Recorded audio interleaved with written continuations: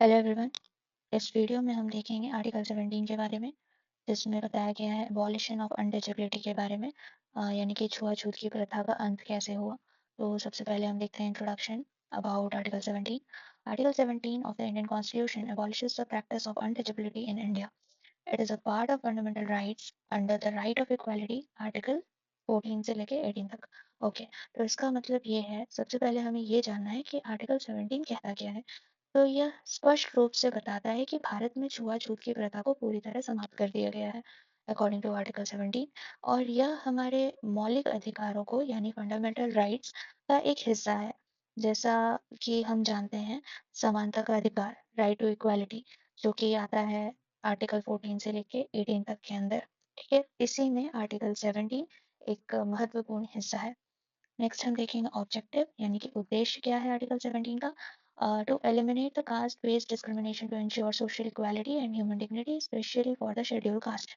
तो इस अनुच्छेद को संविधान में रखा क्यों गया है? तो इसका मेन जो है वो दो ऑब्जेक्टिव है। पहला तो है कास्ट बेस्ड डिस्क्रिमिनेशन को एलिमिनेट करना, यानी कि जातिगत भेदभाव को खत्म करना। दूसरा है to ensure social equality and human dignity specially for schedule caste, यानी कि सामाजिक समानता और मानवीय गरिमा को बचा कर रखना, स्पेशली एसटीज के लिए, एससीज के लिए, शेड्यूल कास्ट के लिए। नेक्स्ट है laws of implement, laws to implement article 17। तो अनुच्छेद 17 को लागू करने के लिए कुछ कानून लाए गए थे, क्योंकि कानून लाना जरूरी इसलिए था क्योंकि केवल संविधान में लिख देने से बदलाव नहीं आता है। इसके लिए सरकार ने सख्ती से लागू करने के लिए कुछ बड़े कानून बनाए हैं। तो उसमें हम दो कानून के बारे में देखेंगे। पहला है protection of civil rights act 1955।